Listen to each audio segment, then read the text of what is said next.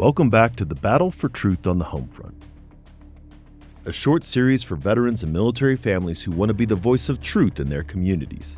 In this video, we will offer tips on how to become media literate. First, we need to understand media bias. This occurs when those who control the media choose which stories and events they will cover and how they will cover them with prejudice in favor or against any particular person or issue. This includes both traditional media outlets, which have journalists, editors, producers, and owners, as well as new media websites and blogs, which have owners or funders and writers.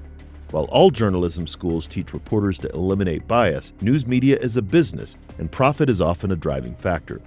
With the rise of large media corporations that own many news sources, the risk for bias is even greater. One-sided media content might touch politics, gender, religion, and even biased for or against military policies and actions. There are many types of media bias, but here are some of the most common. Unsubstantiated claims. When journalists fail to cite evidence. To know a claim is substantiated or confirmed true, watch for actual examples of proof that support the story.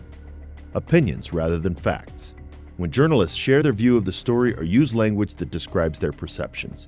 A political protest can be described as peaceful and productive by one news source or as aggressive and disruptive by another.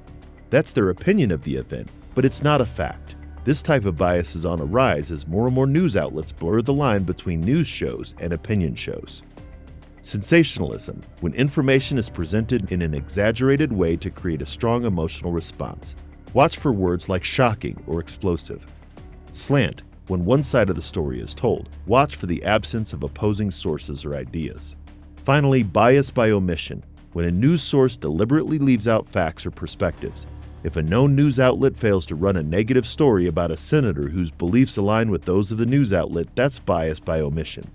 Use these tools to check out the media bias of your news sources. Simply go to their website and type in your news source to see how it rates. Add Fontest's interactive media bias chart. All sides media bias ratings.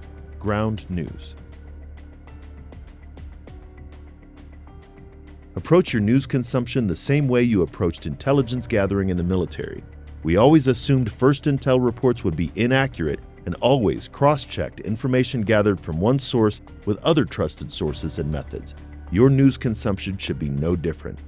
While many news outlets have a slant, the press as an institution should not, because there's an outlet for almost every view. Choosing multiple and varied news sources is the first step in ensuring that you are media literate. In our next and final episode, we talk about how you can take action to silence the voices of mis, dis, and malinformation.